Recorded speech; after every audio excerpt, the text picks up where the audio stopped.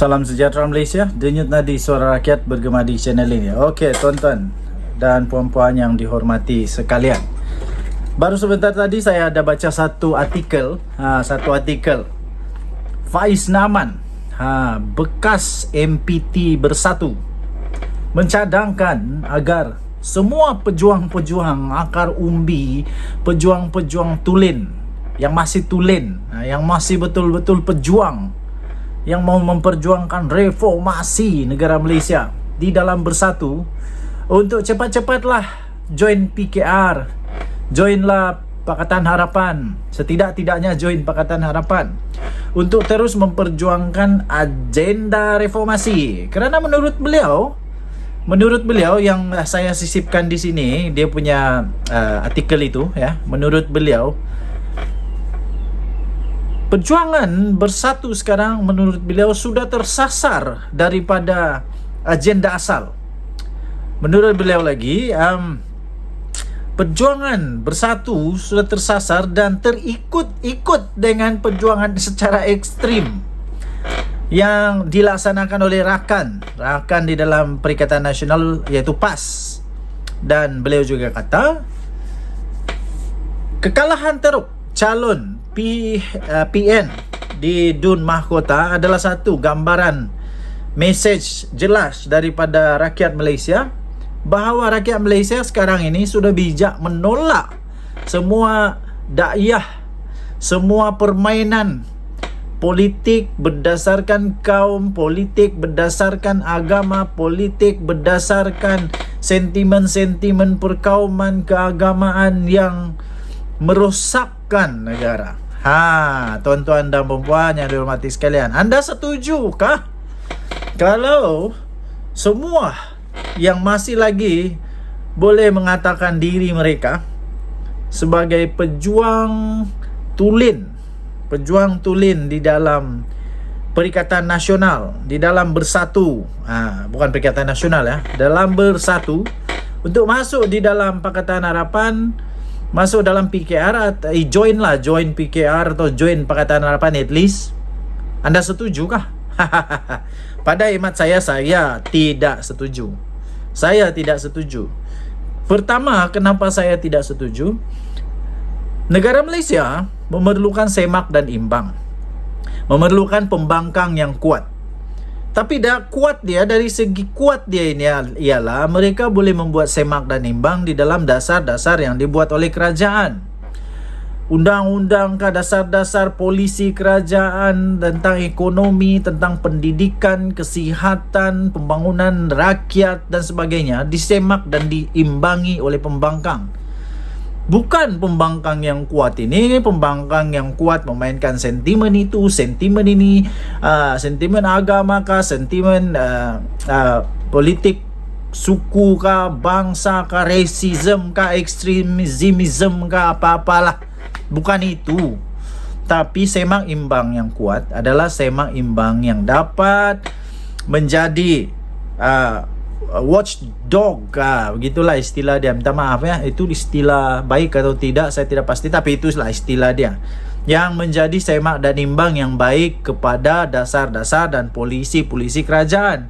Kalau tidak betul, kena betulkan oleh pembangkang, ya. Jadi kerana itu, pertama, saya tidak setuju kalau semua masuk PH, PKR, sebab itu nanti akan menyebabkan tidak lagi seimbang, tidak ada lagi suara pembangkang yang kuat. Jadi pada hemat saya, yang kedua ialah saya kurang setuju kerana lebih baik mereka keluar daripada Bersatu dan mungkin boleh buat satu parti baru. Parti baru lagi ke? Kerana saya fikir perjuangan yang ada dalam Bersatu agaknya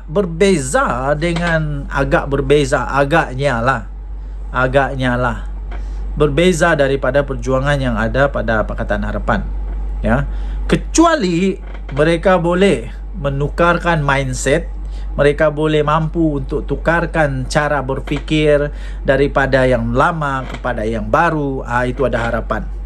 Tapi Saya tidak pikir orang-orang dalam Pakatan Harapan dengan begitu mudah menerima orang-orang daripada Bersatu ini, ya, daripada Bersatu ini. Walaupun bekas MPT-nya sendiri mengatakan bahawa iya memang betul dasar ataupun perjuangan asal sudah tersimpang, tersimpang sehingga terikut-ikut dengan perjuangan yang dimainkan oleh PAS, ya. Tapi apapun, memang saya lihat PAS dan Bersatu semakin lama semakin ke era kehancuran, ke era perpecahan, ke dalam satu yang lama-lama akan pecah juga, lama-lama akan berpisah juga. Kerana nampaknya Bersatu tidak dapat membawa sebarang manfaat yang cukup signifikan kepada PAS. Tidak ada something that very significant that can show the result that this Bersatu have the power, have the so-called to be an asset for Perikatan Nasional yang akan boleh menjamin kemenangan mereka dalam PRU yang akan datang. Malahan saya lihat Bersatu ini boleh menjadi beban liability yang besar untuk PAS. Kerana Bersatu banyak pemimpin dia sekarang yang ada kes mahkamah. Okay, so walaupun begitu, kalau memang ada yang mau masuk PKR, bolehlah isi borang saja, jangan risau, isi borang dan saya fikir akan ada komiti yang akan menilai. Tapi janganlah pula mau masuk PKR hanya untuk nanti mau jadi calon. Tak lah macam begitu, ya. Janganlah pula sudah masuk PKR mengharap jadi calon, kalau tidak jadi calon nanti merajuk, nanti berpecah lagi. Janganlah pula mau masuk PKR, mau masuk Pakatan Harapan hanya untuk mau dapat kuasa. Tidak mungkin, ya, tidak mungkin. Kerana itu, apa pula pendapat anda? Adakah bagus sekiranya orang-orang Bersatu ni join dalam Pakatan Harapan PKR? Anda tinggalkan komen anda. Sila tinggalkan komen, jangan lupa tekan butang notifikasi. Sebab kita ada banyak lagi yang perlu kita bongkar, kita dedahkan, yang kita bincang, yang kita ulas. Okey, dan jumpa lagi. Selamat petang Malaysia. Bye-bye. Salam sejahtera Malaysia. Selamat petang tuan-tuan dan puan-puan yang dihormati sekalian. Ya, hari ini hari Minggu. Hari untuk kita bersenang-senang. Hari untuk kita bersenang-senang. Tetapi ada orang yang hari Minggu kali ini hari untuk meratap, menangis, rasa malu. Entah sembunyi kat mana muka ni, bertapuk di mana pun susah. Ya, kalah teruk kan, dengan penuh keyakinan rasa boleh menang. Tapi kalah teruk. Okey, baru sebentar tadi, ya tuan-tuan dan puan yang dihormati sekalian, saya berjumpa dengan beberapa orang kawan dan mereka pun bertanyalah kepada saya dan kami pun berbincanglah. Apa sebenarnya penyebab kekalahan teruk kepada Perikatan Nasional DPRK Dun Mahkota? Tapi sebelum saya menyatakan perbincangan kami itu, mohon kepada tuan-tuan dan puan yang ada idea, ada idea, anda boleh tinggalkan komen anda. Apa sebenarnya apa puncak kekalahan teruk memalukan, hampir hilang deposit, kepada Perikatan Nasional ini? Tuan-tuan dan puan yang dihormati sekalian, Barisan Nasional telah menang. Bukan 2/3 majoriti, tapi 4/5 majoriti. Sikit sangat kemenangan yang dimenangi oleh Perikatan Nasional hanya 7,300 lebih kalau tidak silap, 7,300 lebih, manakala Barisan Nasional mendapat 20,000 lebih. Jadi ini 4/5. Kenapa agaknya Perikatan Nasional kalah teruk? Sementara bukan main lagi. Bukan main lagi seperti semakin kuat, semakin hebat, menakutkan, sampai dengan penuh yakin mencabar Perdana Menteri Datuk Seri Anwar Ibrahim untuk bubarkan parlimen. Habis kalau bubar parlimen apa? Hampa ingat hampa boleh menang ke? Tak pasti lagi, no. Belum pasti lagi boleh menang atau tidak Perikatan Nasional. Tapi entah kenapa, entah macam mana strateginya kah, yang salah kah, entah apa sebabnya mereka boleh kalah dengan teruk. Tapi kalau anda ada maklumat, anda pendapat, ya ini ada ruangan komen, sila komen. Apa sebenarnya yang terjadi, penyebab, sebab musabab, as-sabab kenapa Perikatan Nasional boleh kalah dengan teruk, kalah dengan teruk, ya, kalah dengan teruk. Sedangkan yang turun berkempen bukan calang-calang, tuan-tuan dan puan-puan. Yang turun berkempen tu bukan calang-calang, bukan calang-calang yang turun berkempen. Itu Presiden Perikatan Nasional, bekas Perdana Menteri itu. Datuk Seri Anwar Ibrahim adakah turun? Saya mau tanya saja. Kalau ada kamu nampak Datuk Seri Anwar Ibrahim, Perdana Menteri Malaysia, pengerusi Pakatan Harapan, adakah turun di PRK Dun Mahkota? Tapi menang juga. Okey.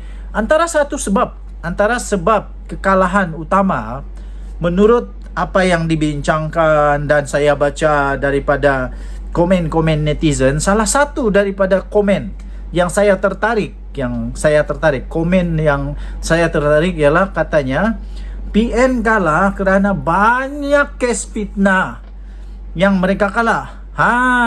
Sampai komen tu kata Perikatan Nasional kalah kerana selalu fitnah. Tapi saya pun kurang pasti, betulkah? Anda boleh komen, betulkah Perikatan Nasional selalu kalah? Ya, ada juga saman fitnah kepada Perikatan Nasional kalah. Ada. Okey. Lepas itu kedua, antara yang disebut ialah kerana mereka salah strategi. Orang Johor tak temakan. Orang Johor tidak temakan dengan daya 3R yang dipermainkan. Kalau ada, saya fikir kalau ada akan disiasat oleh Polis Diraja Malaysia. Kalau ada akan disiasat oleh Polis Diraja Malaysia. Jadi kes-kes yang dulu yang sudah disiasat oleh Polis Diraja Malaysia itu masih dalam siasatan sampai sekarang. Agaknya sudah ada yang dihantar kepada pihak peguam negara untuk buat tindakan pendakwaan dan sebagainya. Ya. Jadi kerana itu kes-kes 3R yang begini ni tidak masuklah. Tidak boleh masuk di hati orang Johor.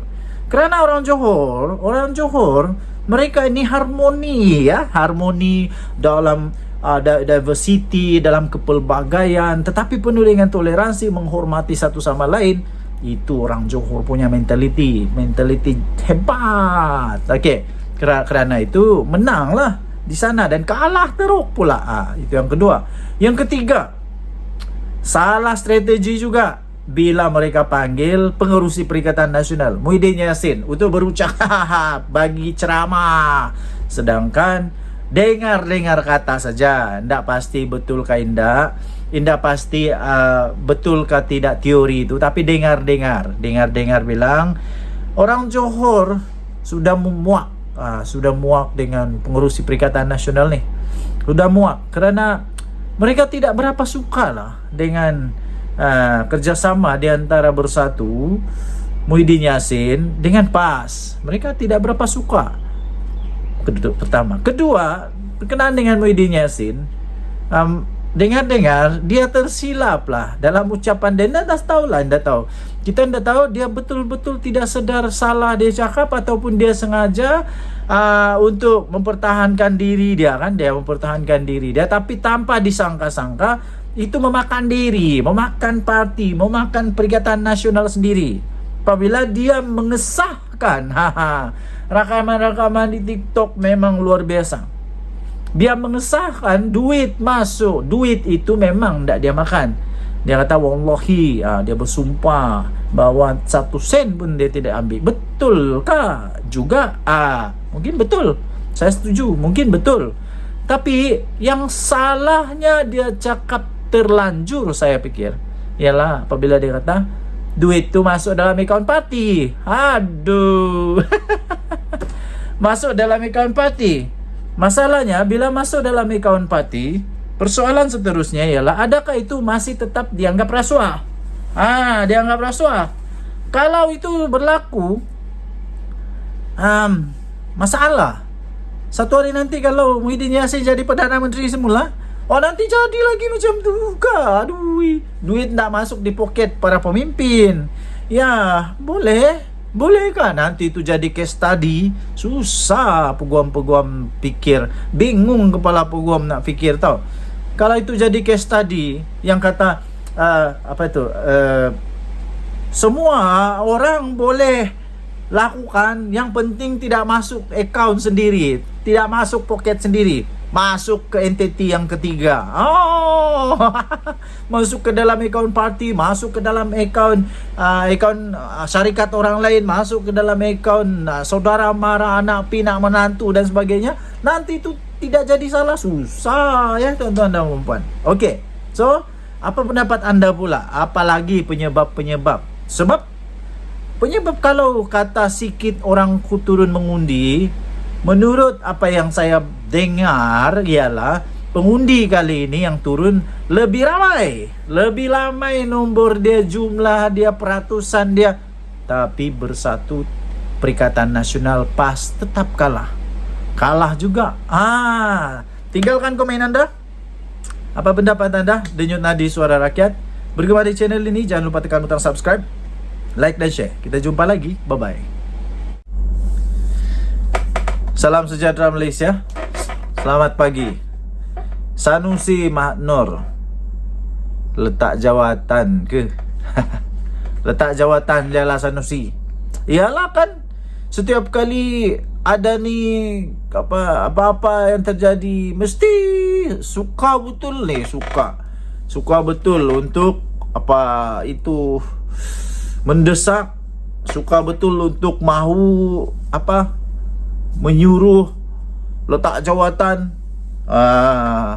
Selalulah tu bila terjadi sesuatu, letak jawatan, baguslah letak jawatan. Baru-baru ini suruh bubar parlimen pula. Entah kenapa perlu bubar parlimen, saya pun tidak tahu. Nilai ringgit makin kuat, keadaan ekonomi makin bagus, negara Malaysia semakin dihargai semula. Orang mulai makin menghormati negara Malaysia semula. Tapi disuruh bubar parlimen, entah apa-apa. Saya pun tak faham. Saya pun tidak faham kenapa perlu bubar parlimen. Tiada apa-apa berlaku. Setiap kali ada usul undi tidak percaya ataupun usul belah bagi ke apakah, menang, tak kalah. Lainlah macam Muhyiddin dulu, baru paksa letak jawatan, hilang sokongan. Hilang sokongan. Begitu juga dengan Ismail Sabri Yaakob. Itu lain. Yang ini mana? Jadi sekarang apa kata Sanusi letak jawatan lah. Kenapa Sanusi perlu letak jawatan? Sudah tidak relevan dia jadi ketua ketua strategi perang untuk pilihan raya. Makin teruk nih, makin teruk. Nampaknya kalau keputusan pilihan raya menjadi satu benchmark, satu penanda aras, satu pengukur untuk Sanusi punya prestasi. Nampaknya Sanusi punya prestasi makin teruk, tuan-tuan dan puan-puan, makin teruk sekarang ini. Kenapa saya kata begitu? Tengok je lah pilihan raya yang lalu, mula-mula kalah di tempat PAS pula tu. Kalah di tempat di negeri PAS. Kalah. Kalah teruk. Semalam lagi teruk. Nasib baik dapat dia punya itu deposit. Hampir tak dapat deposit tu. Aduh, kesian. Semangat bukan main lagi. Semangat betul. Muhyiddin Yassin sampai turun pergi buat ceramah. Muhyiddin Yassin turun pergi ceramah tau. Tapi yang datangnya, kalau saya tidak silap, bila saya tengok video tu, entah 15 orang ada. Saya pun dah pastilah. Macam tidak sampai 15 orang. Atau tak apalah, kita bagilah kesian, mungkin 50 orang lah. Tapi itu bekas Perdana Menteri, cik. Bekas Perdana Menteri di negeri dia pula tu sendiri. Bekas Perdana Menteri di negeri dia sendiri. Tapi yang datang berapa orang? Disiap dengan dia buat ceramah, dia kata dia kena fitnah ni. Lepas tu dia last kata duit tu masuk dalam duit bersatu, sesen pun saya tak ambil, wallahi, dia kata. Sampai macam tu sekali. Kalah juga teruk. Jadi ni prestasi Sanusi makin teruk ni. Makin teruk tau. Kalah dengan 20,000 lebih. Majority 20,000 lebih tau. Ini bukan majority 2/3 ni. Ini majority mungkin 5/6. Sikit, siput saja dapat kepada Perikatan Nasional. Terlalu sedikit. Ingatku, adalah fight sikit. Ini kalau main bola ni, kalau main bola kan, main bola di padang, seolah-olah budak tadika lawan dengan budak sudah dewasa ni. Seolah-olah Sanusi punya pengalaman tadika. Kalau lawan macam lawan pengalaman lah kan. Jadi seolah-olah Sanusi punya pengalaman macam pengalaman budak tadika lawan dengan orang-orang sudah dewasa. Apa hendaknya? Takkan kalah dengan 20,000 lebih majority. Yang pada pilihan raya lalu, berapa majority mereka kalah? Makin teruk, makin turun. Makin turun. Nampaknya segala daya, segala cara, segala kelentong, segala tak kelentong kah, segala macam cara cakap, cara pujuk, cara yakinkan pengundi sudah tidak berkesan lagi, sudah tidak berkesan lagi. Semuanya sudah menjadi sia-sia. Sia-sia belaka. Denyut Nadi Suara Rakyat bergema di channel ini. Jangan lupa tinggalkan komen anda. Apa pendapat anda? Patutkah Sanusi letak jawatan saja? Tukar sajalah. Sanusi patut letak jawatannya, tukar sajalah. Lagipun memang kalau Sanusi kalah nanti di mahkamah kepada semua tuduhan-tuduhan, dakwaan-dakwaan yang dia sedang hadapi sekarang ini, kalau dia kalah, mau tidak mau dia kena letak jawatan juga. Dia kena letak jawatan juga. Pertama sekali yang dia kena letak jawatan ialah supaya dia letak jawatan, kerana kalau dia dia perlu letak jawatan lah. Letak jawatan daripada Menteri Besar Kedah nanti kalau dia kalah. Okey. Okey. So, Denyut Nadi Suara Rakyat bergema di channel ini. Kita jumpa lagi. Bye. Okey, selamat pagi tuan-tuan dan puan-puan yang dihormati sekalian. Tuan-tuan dan puan-puan, saya fikir hari ini adalah hari penamat lah. Saya fikir hari ini adalah hari penamat. Hari penamat, hari terakhir yang sepatutnya berlaku di antara Hadi Awang dan Muhyiddin Yassin. Kenapa saya kata begitu? Saya fikir sudah tiba masanya untuk Hadi Awang mempersoalkan semula apakah ada relevannya lagi Muhyiddin Yassin bersama-sama dengan Hadi Awang. Sepatutnya Hadi Awang mulailah memikirkan relevannya. Masih patutkah dia untuk membantu bersatu? Kenapa saya kata begitu? Ya, sebab semua orang tahu, semua orang tahu, semua orang sedar bahawa bersatu ni sebenarnya bukan aset kepada PAS, tidak mendatangkan kekuatan kepada PAS. Mungkin kepada Perikatan Nasional ya adalah juga manfaatnya. Ada juga manfaat, tapi kepada PAS saya fikir tidak ada manfaatnya bekerja sama dengan Bersatu. Malahan seperti yang selalu dipersoalkan, dipertanyakan, diperkatakan, kata UMNO ni akan menjadi beban kepada PH kerana Zahid Hamidi ada kes mahkamah. Muhyiddin Yassin pun banyak kes mahkamah. Muhyiddin Yassin banyak kes mahkamah. Malahan bukan hanya Muhyiddin Yassin, menantu dia pun banyak kes, ada kes mahkamah. Bukan banyak lah, ada kes mahkamah. Sampai menantu dia paksa lah lari, jadi pelarian di luar negara, jadi pelarian sebab takut kena tangkap. Jadi Muhyiddin Yassin memang jadi bebanan, jadi liability. Mungkin boleh jadi penyebab kekalahan kepada Perikatan Nasional. Jadi apa sebenarnya matlamat PAS? Apa sebenarnya matlamat Hadi Awang terus bekerja sama dengan Muhyiddin Yassin? Sebab bukan aset tetapi jadi liability. Jadi sekarang kalaulah Hadi Awang PAS Bersatu duk kata ini tentang Zahid, cermin diri dulu. Jangan lupa Sanusi pun banyak kes. Sanusi pun banyak kes. Menteri Besar Perlis pun banyak kes. Banyak lagi. Bekas Setiausaha Agung Bersatu, kalau tidak silap lah, Bendahari Agung kah?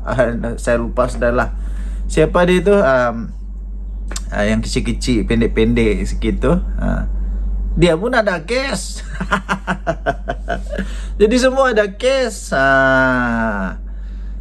Okey, jadi satu lagi, saya fikir memang patutlah Bersatu dengan PAS ni.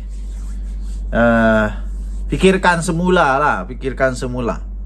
Sebab mau tidak mau, lambat laun Bersatu ni akan mungkin boleh, tidak semestinya pasti, tapi mungkin boleh jadi penyebab kekalahan kepada PAS. Kerana ramai orang kata Bersatu ni dia hanya mengharap, atau dia hanya melekat di siring-siring. Dia mengharap kekuatan kepada PAS sajalah daripada PAS. Manakala Bersatu ni tak kuat pun. Buktinya setiap kali Bersatu bertanding kalah. Setiap kali PAS bertanding boleh menang. Walaupun bukan 100% menang lah, boleh menang. Jadi setiap kali Bersatu tandingnya kalah. Pikir juga kenapa setiap kali Bersatu tanding kalah. Walaupun diorang punya strategi, sudah pakai semua strategi tau. Strategi Lautan Biru kah? Banyak strategi lah. Strategi menyelam di kolam kah? Strategi memancing di 2 kolam. Strategi memukat di 8 kolam. Strategi yang cuba untuk defense diri sendiri, tapi silap cakap. Duit tu masuk akaun Bersatu katanya. Itulah kesilapan. Walaupun semua strategi termasuklah bukan Bersatu yang keluarkan watikah pelantikan sebagai calon, tapi daripada PAS bertanding dengan menggunakan macam-macam cara, tapi kalah juga. kalah juga, ini boleh menjadikan bukti bahwa memang sudah hilang sokongan. Kenapa?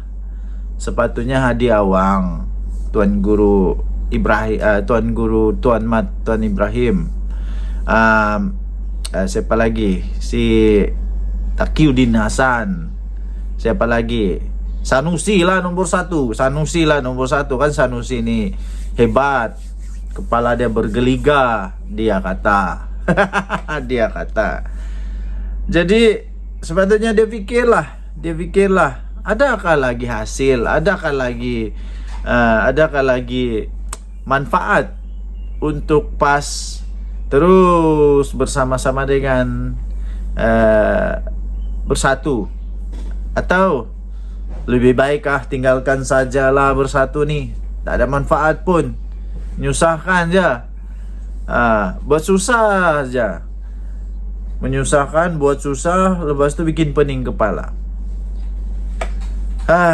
Kesian juga. Denyut nadi suara rakyat bergema di channel ini. Jangan lupa tekan butang subscribe, like dan share. Sila tinggalkan komen anda, apa pendapat anda? Betulkah Bersatu patut disingkirkan saja, atau kekalkanlah? Kesian juga Bersatu, kesian juga Muhyiddin Yassin, kan abah kau tuh orang kata kesian. Itu je lah. Oke, kita jumpa lagi. Bye bye.